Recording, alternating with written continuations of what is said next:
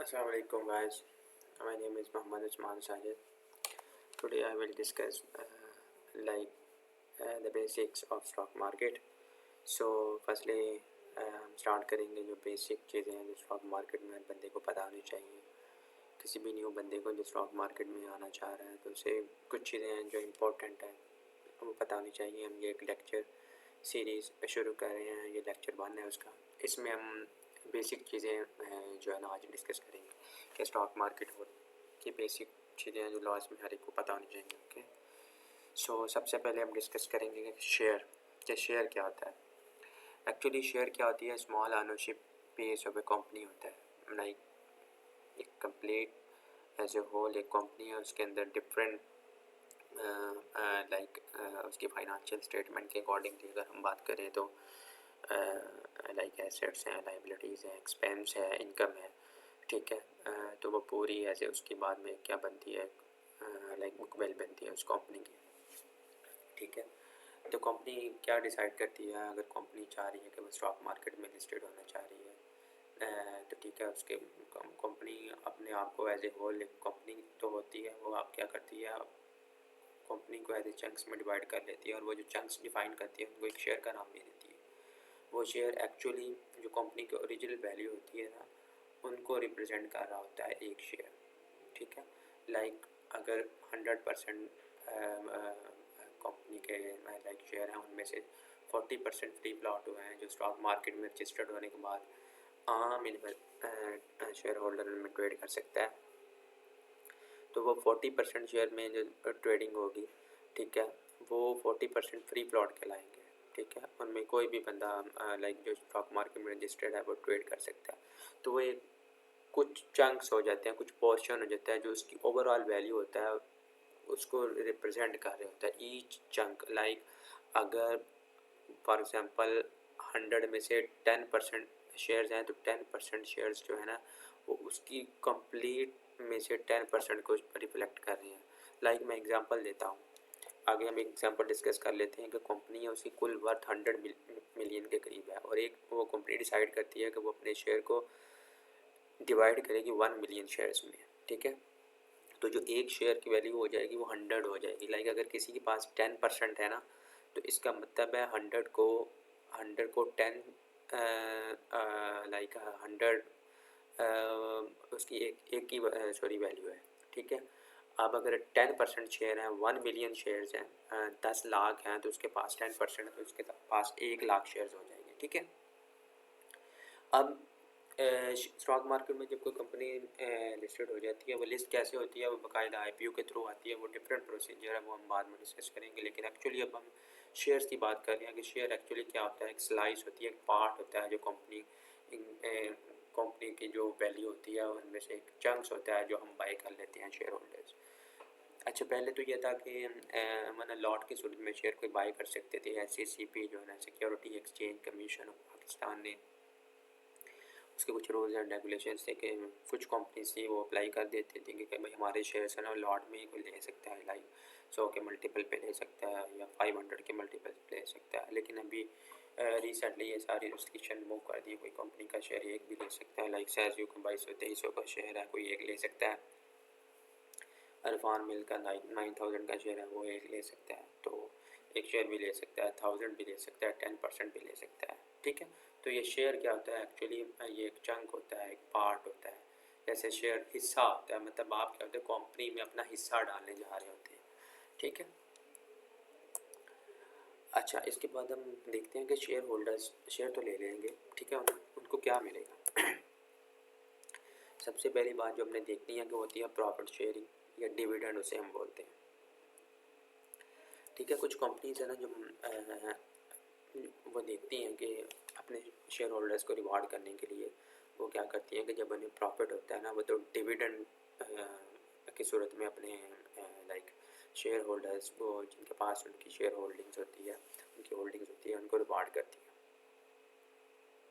ठीक है। तो सबसे पहला फ़ायदा जो शेयर होल्डर को मिलता है वो डिविडेंड की सूरत में मिलता है। अच्छा, ये कुछ कंपनीज जो है ना वो लाइक डिविडेंड देती हैं, कुछ नहीं देती, कुछ साल में एक दफ़ा देती हैं, कुछ सेमी एनुअल देती हैं, कुछ हर क्वार्टर में देती हैं। लाइक बैंकिंग सेक्टर जो है ना, ऑलमोस्ट एमसीबी, यूपीएल, एचबीएल, ठीक है, ये हर क्वार्टर में डिविडेंड देता है। इसी तरह मोस्टली जो फर्टिलाइज़र कंपनी हर क्वार्टर में डिविडेंड देती हैं, मोस्टली लाइक एफएफसी वगैरह सारी, ठीक है। अभी ये एग्जांपल है एफएफसी की,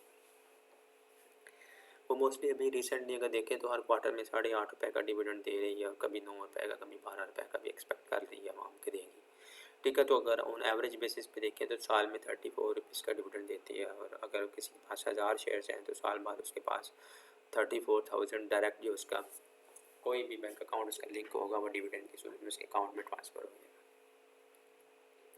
अच्छा, अगर हम ये देखें अभी करंटली एफएफसी जो है ना उसकी प्राइस है 520-530 के अराउंड है, तो 34,000 जो होगा ना वो ऑलमोस्ट 6% तो इसका सिर्फ डिविडेंड ही बन जाता है, ठीक है। अच्छा, पहला तरीका तो ये है कि शेयर होल्डर्स को डिविडेंड की सूरत में ये चीज़ मिलती है। अच्छा, दूसरा तरीका जो है ना वो शेयर होल्डर्स को क्या रिवॉर्ड मिलता है, कैपिटल गेन की सूरत में मिलता है, ठीक है। उसको एक्सप्लेन के लिए मैं जैसे एक एग्जांपल लिखी हुई है कि जब बिज़नेस ग्रो करता है तो को शेयर की डिमांड ज़्यादा होनी शुरू हो जाती है। हर बंदे को पता होता है कि यार एक कंपनी है लाइक जिस तरह माड़ी है फॉर एग्ज़ाम्पल, या अटक रिफाइनरी है या अटक पेट्रोलियम है, पता है कि इनका बिज़नेस अच्छा है, इनकी मल्टीपल डोमेन्स हैं, लकी सीमेंट है, मल्टीपल सेक्टर्स में इनकी इन्वेस्टमेंट है। लाइक जिस अगर हम लकी सीमेंट की एग्जांपल लें तो गाड़ियों के बिज़नेस में भी है, वो किया वगैरह का काम कर रहा है, ठीक है। और सीमेंट भी है, और सीमेंट में भी डाइवर्सिफिकेशन है बड़ी, मतलब डिफरेंट तरह के सीमेंट है इसके पास। मोबाइल असेंबलिंग में भी है, डेटा क्लाउड सेंटर की तरफ भी जा रहा है, ठीक है। तो लोग उसके पीछे भागते हैं कि यार ये फ्यूचर में ये शेयर अगर आज फॉर एग्जांपल आज 100 का है ना तो फ्यूचर में वो 150 का हो जाएगा। तो अगर फॉर एग्जांपल वो 5 मंथ में 100 से 150 चला गया तो 50 रुपीज़ पर शेयर इंक्रीज़ हुआ। और अगर किसी के पास 1000 शेयर है तो उसे 50,000 जो होगा ना वो कैपिटल गेन हो जाएगा। अच्छा, अब यही एज्यूम करें, मैं यही एज्यूम करता हूँ कि फॉर एग्जांपल ये share for example lucky cement का है और ये 100 रुपये का है, अज्यूम कर रहा हूँ। वैसे तो वो अभी करंटली चल रहा है 430 के अराउंड चल रहा है, ठीक है। अब अगर यही अगर लकी सीमेंट साथ में डिविडेंड भी दे, फॉर एग्जांपल साथ में 10 रुपये डिविडेंड भी दे, तो 50% तो ये इंक्रीज़ हुआ 10 रुपये डिविडेंड, तो टोटल जो शेयर होल्डर्स को एडवांटेज होगा ना वो 60% का हो जाएगा, ठीक है। तो दूसरा ये चीज़ है कैपिटल गेन। अच्छा, तीसरी चीज़ है जो बोनस एंड राइट शेयर्स की सूरत में कंपनी देती है। ये बोनस एंड राइट शेयर्स होते क्या हैं एक्चुअली, इनको मैं डिटेल में थोड़ा आगे एक्सप्लेन करूँगा कि ये शेयर होल्डर्स को कैसे रिवॉर्ड करते हैं, ठीक है। अच्छा, इसके बाद अगर हम रियल वर्ल्ड एनालॉजी देखें ना तो ये कंप्लीट जो पिज़्ज़ा है ना इसको हम कंसिडर करते हैं कंप्लीट कि ये कंपनी है, इसकी जो स्लाइसेस है ना ये शेयर्स हैं, ठीक है। फॉर एग्जांपल अगर मेरे पास ये एक स्लाइस है और स्लाइस की वेटेज 10% है तो मैं कंपनी की 10% शेयर होल्डर्स को ऑन कर रहा हूँ, ठीक है। इसका ये मतलब नहीं है कि मैं कंपनी की मैं जाके कंपनी के सामने अंदर जाके उनकी फाइनेंशियल या जो भी एक्टिविटीज़ है उनमें पार्टिसिपेट करना शुरू कर दूँ कि मेरे पास आपकी शेयरिंग है। No, this is not for the execution of the administrative like कोई एडमिन वाली चीज़ें या कोई अथॉरिटी वाली चीज़ें आप एग्जीक्यूट नहीं कर सकते। हाँ, कुछ अथॉरिटीज़ आपको दी जाती हैं, लाइक अगर कोई कंपनी एक्सपेंशन की तरफ जा रही है या कोई ऐसी पॉलिसी बनाने जा रही है तो वो शेयर होल्डर्स को जिनके पास होल्डिंग होती है उनको जूम की या कोई भी मीटिंग के इनवाइट भेजते हैं कि आप उनमें वोट करेंगे, आप इसकी फेवर में हैं कि नहीं, ठीक है। तो ये हमने शेयर के बारे में एक ब्रीफ चीज़ देख ली है कि शेयर क्या होता है एक्चुअली। ये पूरी कंपनी को एक शेयर्स में डिवाइड करते हैं। वो जो चंक्स होते हैं ना, चंक्स मतलब ईच डिवाइडेड पार्ट, वो हम उसे शेयर बोलते हैं, ठीक है। अच्छा, अब सबसे पहला क्वेश्चन तो ये आना चाहिए दिमाग में कि कंपनी रजिस्टर्ड क्यों होती हैं स्टॉक मार्केट में, उनको क्या पड़ी है। प्राइवेट कंपनीज हैं, अगर वो प्रॉफिट कमा रही हैं तो वो स्टॉक मार्केट में क्यों आना चाह रही है। अच्छा, जो इनमें से बहुत सी लाइक रीजन्स हो सकती हैं, सबसे ज़्यादा फेवरेबल रीजन्स हैं, मैं सिर्फ वो डिस्कस करूँगा। सबसे पहले नंबर पे है to raise money for expansion. अच्छा, बहुत सी कंपनीज ऐसी हैं जिन्हें पता है कि हमारा बिजनेस ऑलरेडी बड़ा इस्टेब्लिश है। लाइक अगर मैं एक एग्जांपल लेके चलूँ कि एक फूड चेन है, वो करंटली सिर्फ ऑपरेट कर रही थी लाहौर में, अब वो चाह रही है कि अपने डिफरेंट ब्रांचेस फैसलाबाद में भी बनाए, कराची में भी बनाए, ठीक है। तो रादर दैन के वो जाए किसी बैंक के पास जाए, उनसे लोन ले, फिर उन पे 4-5 साल इंटरेस्ट दे, फाइनेंस कॉस्ट उसकी बैलेंस शीट में लग गया या उस पर पार्टन आए, वो चाहती है कि मैं क्यों ना अपने आप को स्टॉक मार्केट में लिस्टेड करवाऊँ आईपीओ के थ्रू, और अपनी कुछ फ्री फ्लॉट शेयर्स दो तरह के होते हैं, टोटल शेयर में से कुछ होते हैं जो आम पब्लिक के पास होते हैं, उन्हें फ्री फ्लॉट बोलते हैं, कुछ होते हैं जो कंपनी के पास होते हैं। तो मैं फ्री फ्लॉट पे जाऊँ, ठीक है, आईपीओ के थ्रू बाकायदा आऊँ और फंड रेज़ करूँ और उस फंड को यूज़ करूँ और उससे जो प्रॉफिट आए और ग्रो करूँ, और फिर कैपिटल गेन की सूरत में शेयर होल्डर्स को फ़ायदा हो या डिविडेंड की सूरत में हो, ठीक है। तो पहला पर्पस होता है कि कंपनियां स्टॉक मार्केट में आती क्यों है, to raise money for expansion, ठीक है। रिसेंटली स्टारा पेट्रोलियम सर्विसेज लिमिटेड है, ये ऑयल सेक्टर के रिलेटेड है, और इनकी बैलेंस शीट में फॉर एग्जांपल अगर देखूं कि मैं देखता हूं कि यार ये बाकी सेक्टर हैं, सेम जो इसके सेक्टर हैं, पीएसओ है, टेक रिफाइनरी है, एस्कोल है, उसकी निस्बत अलग, ये तो मुझे डिस्काउंटेड अभी मिल रहा है, ठीक है। तो मैं क्या करूँगा, मैं इसका आईपीओ में इसके जो बुक बिल्डिंग होता है इसमें हिस्सा लूँगा। अगर मैं पहले हासिल कर लूँ या जब वो रजिस्टर्ड होकर ट्रेडिंग होनी शुरू हो जाए मैं तब ले लूँ। अच्छा, हर कोई भी आईपीओ आता है ना, वो कंपनी बताती है कि वो करना क्या चाह रही है। स्टार पेट्रोलियम ने बताया था कि वो उसके ऑलरेडी पेट्रोल पम्प्स हैं, लेकिन वो चाह रहे हैं कि अपनी पम्प्स की लाइक प्रेजेंस और जगह पे बढ़ाएं, लाइक अपने पम्प्स बढ़ाना चाह रही हैं, और जो लॉजिस्टिक इनकी है ना, जहाँ से ऑयल टैंकर्स मतलब मूव ऑयल एक जगह से दूसरी जगह लेके जा रहे हैं, वो बढ़ाना चाह रहे हैं और अपनी स्टोरेज कैपेसिटी बढ़ाना चाह रही है, ठीक है। सिमिलरली कुछ साल पहले भी बायो साइंस का भी आईपीओ आया था, और डिफरेंट आईपीओ एसबीएफ एग्रो को आया, जरिया का आया, ठीक है। डिफरेंट आईपीओ आते रहते हैं, मजरीट आया, गनी डेरीज आया, ठीक है। तो एक्चुअली जो बेसिक पर्पस होता है कि वो लाइक एक्सपेंशन कोई करना चाह रहे हैं, तो वो बजाय इसके कि बैंक वगैरह से बारो करें, तो वो आईपीओ के थ्रू रजिस्टर्ड होते हैं, और जो फंड रेज होता है, लाइक हम शेयर्स लेते हैं, वो यूज़ करके वो अपना इन्वेस्टमेंट करते हैं और प्रॉफिट बनाते हैं और शेयर होल्डर्स को एडवांटेज देते हैं। अच्छा, दूसरा इसके बाद दूसरा होता है कि बेटर रेपुटेशन एंड ट्रस्ट। ये बड़ा इंपॉर्टेंट पार्ट है कि कुछ कंपनीज होती हैं ना, वो लाइक चाहती हैं कि जो प्राइवेट कंपनीज हैं ना, मोस्टली कोई जानता नहीं होता, ठीक है।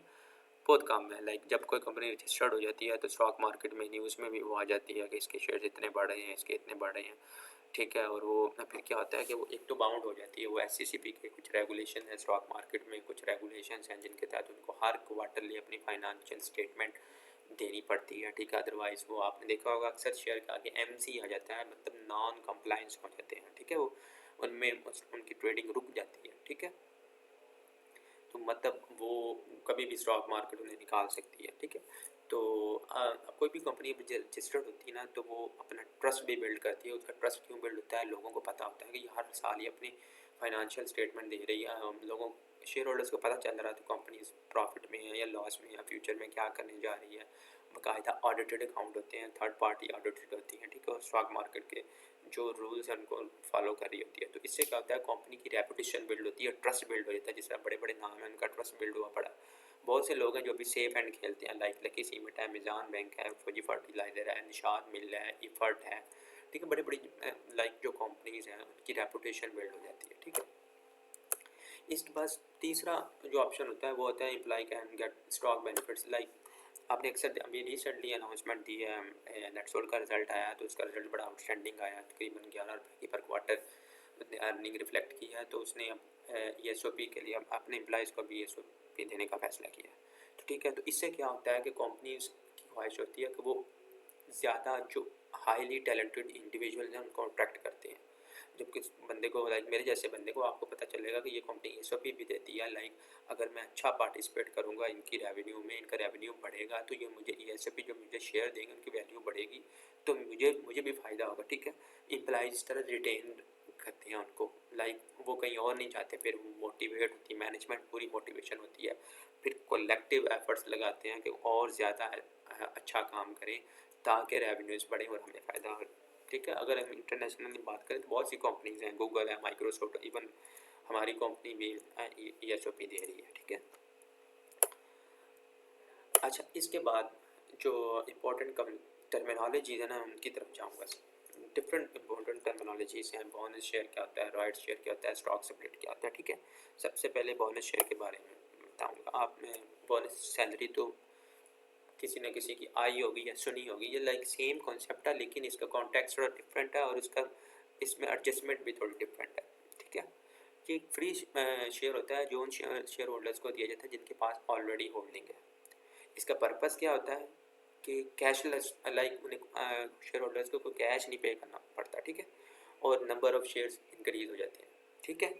और सबसे बड़ा बात यह है कि इसका बेनिफिट क्या होता है कि लिक्विडिटी इंप्रूव हो जाती है, ठीक है। शेयर ज़्यादा हो जाते हैं, लिक्विडिटी ज़्यादा हो जाती है, लेकिन स्टॉक में ज़्यादा क्वांटिटी हो जाती है, ज़्यादा क्वांटिटी में सेल होते हैं, बिकते हैं, ठीक है। अच्छा, 2024 में लाइक बोनस शेयर हमारी एनर्जीज ने, हमारी पेट्रोलियम ने अनाउंस किया था कि जिसके पास मेरा एक शेयर है उसको 8 दे देंगे, ठीक है। इसमें एक्चुअली क्या होता है कि आपकी वैल्यू नहीं बढ़ती, लाइक अगर 1000 का शेयर था वो स्प्लिट टोकन ए के बदले 9 उसको मिले तो 1009 पे डिवाइड होगा, ठीक है, मतलब उसकी वैल्यू उतनी रहेगी, लेकिन उसकी क्या है, उसकी लिक्विडिटी ज़्यादा हो जाएगी, ठीक है। अच्छा, इसके बाद दूसरी जो टाइप है उसको बोलते हैं right share. Right share actually good होता है, लेकिन इसका पर्पस जो है ना कि कंपनी राइट शेयर इशू किस लिए कर रही है वो बड़ा इंपॉर्टेंट होता है। लाइक अगर किसी कंपनी बिजनेस एक्सपेंशन की तरफ जा रही है या एक्सप्लोर कर रही है, नई मार्केट्स एक्सप्लोर कर रही है, तो बड़ा अच्छा होता है, ठीक है। और ये क्या होता है, ये भी सेम उसी तरह कंपनी एक मटीरियल इन्फॉर्मेशन देती है कि हम राइट शेयर इशू करने जा रहे हैं और ये उनको इशू किए जाएंगे जिनके पास हमारी इस डेट को हमारी शेयर की होल्डिंग होगी, ठीक है। इसका पर्पस एक्चुअली क्या होता है कि जो कंपनीज जिस तरह पहले जब कंपनी लिस्टेड होती है तो वो फंड रेज करती है, अगर कंपनी बाद में लिस्टेड होने के बाद कोई प्लान मजीद बना रही है और उसके पास पैसे नहीं है या उसने कोई लोन लिया हुआ उसकी पेमेंट देनी है या कोई नया प्रोजेक्ट करने जा रही है, तो वो इस पर्पज़ के लिए राइट शेयर इशू करती है। ये एक्चुअली राइट शेयर सेम ऐसे होता है कि 10 रुपये का करंटली शेयर चल रहा है तो कंपनी कह रही है मैं डिस्काउंटेड प्राइस पे जिनके पास ऑलरेडी है वो लेने जा रहे हैं 7 पे दूंगी, तो उसकी वैल्यू 10 हो जाएगी, लेकिन ठीक है। रिसेंटली जिस तरह लोड्स लिमिटेड है उसने 1.5 बिलियन रेज किया है, ठीक है, राइट शेयर के थ्रू, ठीक है। एक्चुअली उसने अपनी रीज़न बताई थी कि वो क्यों करने जा रही है, ठीक है, राइट शेयर इशू क्यों कर रही है। उसकी तरह कि बिजनेस एक्सपैंड कर रही है। ये जो लोड थे ना, ये इलेक्ट्रिक व्हीकल्स की जो एसेसरीज है ना इनमें काम करता है, इलेक्ट्रिक व्हीकल्स और दूसरी भी इवन ये रेडिएटर्स वगैरह और ये जो लाइक व्हीकल्स के पार्ट्स वगैरह, ठीक है। ये हो गया राइट शेयर, ठीक है। इसके बाद जो तीसरी कैटेगरी यूज़ होती है वो स्टॉक सेपरेट। ये स्टॉक सेपरेट जो होता है ना, एक्चुअली जब किसी स्टॉक की वैल्यू बहुत ज़्यादा बढ़ जाती है ना, उसकी प्राइस लाइक 2200-2300 का उसकी ट्रेडिंग बड़ी कम हो जाती है, लाइक मैक्सिमम भी किसी दिन हो तो 8 लाख 10 लाख होता है, ठीक है। इसी तरह अरफान मिल रहा है तो 9000 का शेयर है, वो तो 100 ट्रेड होता है किसी दिन, ठीक है। तो कंपनीज क्या करती हैं कि लिक्विडिटी बेटर करने के लिए और ट्रेडिंग ज़्यादा और इन्वेस्टर लाइक एक बंदा है ना, कॉमन साइकी है कि छोटा थोड़े पैसों का शेयर होगा लोग वो ज़्यादा खरीदते हैं। रिसेंटली जिस तरह मिलर टेक्टर ने अनाउंस किया कि 2/1 मतलब 2 for 1 स्टॉक सेपरेट कर रहे हैं, जिनके पास एक स्टॉक होगा उनको 2 देंगे। तो जैसे ही ये अनाउंसमेंट आती है ना तो मोस्टली जो अच्छी कंपनीज होती है ना उनके लिए बेनिफिशियल होती है। जिस बंदे के पास उसकी होल्डिंग होती है ना, जैसे मैं एग्जांपल देता हूँ, मिलर ट्रैक्टर ने रिसेंटली 4-5 दिन पहले अनाउंसमेंट दी कि वो स्टॉक स्प्लिट करने जा रहे हैं, तो 540 के करीब था, डायरेक्ट 570 पे चला गया। क्यों? लोग ये समझते हैं कि ये स्टॉक स्प्लिट 2 पे होगा, लाइक अगर ये एटलीस्ट 700 तक तो जाएगा ना, स्प्लिट 2 पे होगा तो 350 का, तो 350 और 550 में डिफरेंस है 200 का, तो ट्रेडिंग 350 पे ज़्यादा हो जाती है, ठीक है। इसलिए क्या होता है कि स्टॉक स्प्लिट जो होता है ना, इसमें ऐसा वैल्यू वही रहती है, लेकिन जो इन्वेस्टर होते हैं ना उनका कॉन्फिडेंस बढ़ना शुरू होता है और वो फिर ट्रेडिंग एक्टिविटीज़ उस शेयर में ज़्यादा होती है, बाय ज़्यादा होते हैं, सेल होते हैं, लाइक वो उसमें आप कह रहे हो कि उसमें लिक्विडिटी बढ़ जाती है, ठीक है। तो तीसरी चीज़ ये होती है स्टॉक स्प्लिट की, ठीक है। अभी हमने बोनस शेयर, राइट शेयर और स्टॉक स्प्लिट डिस्कस कर लिए, ठीक है। अब इसके बाद हम डिस्कस करेंगे फेस वैल्यू, जिसे हम नॉमिनल वैल्यू भी बोलते हैं, ठीक है। जो फेस वैल्यू होती है ना, एक्चुअली ये इसको नॉमिनल वैल्यू भी बोलते हैं। जो जब कंपनी कोई आती है स्टॉक मार्केट में तो वो उसकी जो वैल्यू होती है ना वो कंसिडर करती है, उसको वो नॉमिनल वैल्यू बोलती है जब वो कोई शेयर की वैल्यू सेट करती है। ये अमूमन आम मैंने देखा है कि मोस्टली ज़्यादा शेयर्स की 10 ही है। ये होती किस लिए है? ये काउंटिंग पर्पसेस के लिए होती है, जब डिविडेंड कैलकुलेशन करनी है या स्टॉक सेपरेट करनी है। फॉर एग्जांपल कोई भी कंपनी है मोस्टली उसकी वैल्यू फेस वैल्यू 10 ही होती है। कुछ कंपनीज ने अभी डिक्रीज करके 5 की है, मार्केट प्राइस 500 है। ये मार्केट प्राइस वही है जो करंटली चल रही होती है, ट्रेडिंग वैल्यू होती है। मैं आपको फॉर एग्जांपल देता हूँ, एजीपी है, उसने 25 लाइक दिसंबर 25 को जब रिजल्ट अनाउंस किया तो उसने अनाउंस किया कि 60% डिविडेंड दे रही है। एक्चुअली वो जो 60% डिविडेंड होता है ना वो नॉमिनल वैल्यू या फेस वैल्यू को आता है, ठीक है, मतलब 10 का 60% है, मतलब 60% हो गया। ठीक है, 10 दफा 6, फर्क समझ नहीं ना, मतलब 60%। ठीक है, अच्छा, तो इसका मत 60% है, सॉरी, इसका मतलब ये हो गया कि 10 का 60% है। ठीक है, नॉट, अब इसकी करंट वैल्यू अगर आप देखें ना तो 200 है, 200 का 60% नहीं है। ठीक है, अब ये जो 60% है ये 10 का, इट मीन्स 6 रुपये डिविडेंड है, तो उसने साथ लिखा कि इट मीन्स डिविडेंड 6 रुपये है, 6 रुपीज़ ऑफ 60%। ठीक, बात समझ गए? अब 10 का 60% कितना है? 6। ठीक है, तो एक्चुअली ये होता है, ये बड़ी कन्फ्यूजन है जो लोगों को, लोग ये समझते हैं कि 60% शायद जो उसकी वैल्यू है इसका, एक्चुअली उसकी तो वैल्यू जब इसने अनाउंस किया तो 200 थी, वो तो 60% अगर हम बोलें 6 तो 12, 120 रुपये बनता है। लेकिन ये जो 60% एक्चुअली होता है ना, वो जो 10 होता है ना उसका 60% होता है, जो इसकी नॉमिनल वैल्यू या फेस वैल्यू होती है। ठीक है, ये कॉन्सेप्ट थोड़ा ट्रिकी है लेकिन इसको याद रखना है, जो भी कैलकुलेशन होती है ना इस तरह की, वो इसकी नॉमिनल या फेस वैल्यू पे होती है, एक होती है। अच्छा, इसके बाद हम डिस्कस करते हैं book value. Book value actually वो होती है जो फाइनेंशियल स्टेटमेंट पे कंपनी की शो हो रही होती है कि अगर कंपनी आज सेल हो जाए तो इसके एक शेयर की वैल्यू कितनी बनती है। इसका सिंपल मेथड है कि एक शेयर की वैल्यू हम क्या करेंगे, टोटल जितने कंपनी के एसेट होंगे उनमें से लाइबिलिटीज लेस कर देंगे और डिवाइड कर देंगे टोटल शेयर्स। फॉर एग्जांपल मैं एक एग्जांपल देता हूँ, टोटल एसेट किसी कंपनी 100 बिलियन है और लाइबिलिटीज़ 40 बिलियन है, इसका मतलब है नेट एसेट उसका 60 बिलियन हो गया और उसके शेयर्स थे 10 मिलियन, तो डिवाइड किया तो 6000 का एक शेयर बना।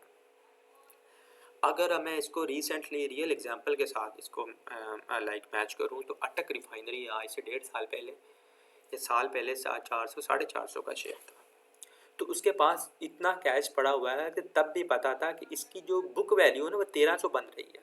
इट मीन्स वो तब भी अंडर वैल्यू कंसिडर हो रहा था और डिस्काउंटेड प्राइस पे मिल रहा था। लाइक अगर कोई शेयर अपनी बुक वैल्यू से नीचे ट्रेड कर रहा है काफ़ी, तो इसका मतलब वो अंडर वैल्यू है या डिस्काउंटेड प्राइस पे मिल रहा है। अभी रिसेंट वो देखें 450 से बड़ा अभी 900 पे ट्रेड कर रहा है तकरीबन, लेकिन स्टिल ये अंडर वैल्यू और डिस्काउंटेड प्राइस पे मिल रहा है। ठीक है, तो ये कॉन्सेप्ट होता है book value. Book value actually अगर आज कंपनी बिक जाए, फॉर एग्जांपल अगर आज कंपनी अटक रिफाइनरी कहती है कि मैं डीलिस्ट होने जा रही हूँ, तो जब एसईसी के रूल्स के मुताबिक ये अपने सारे एसेट बेचेगी, लाइबिलिटीज़ क्लियर करेगी, तो उसके पास जो कैश पड़ा है ना वही 1300 का है। अब बाकी सारी चीज़ें भी बेच में भी हो सकता है कि इसकी बुक वैल्यू 1800 बन जाए, लाइक 1800 बन जाए, तो 900 का शेयर है, इसका मतलब है 900 से फिर उसे कैप लगना शुरू होते हैं। रिसेंटली अगर मैं एग्जांपल दूं तो जिलेट पाकिस्तान ने डीलिस्ट होने की अनाउंसमेंट दी, तो तब उसकी प्राइस 340 के अराउंड थी।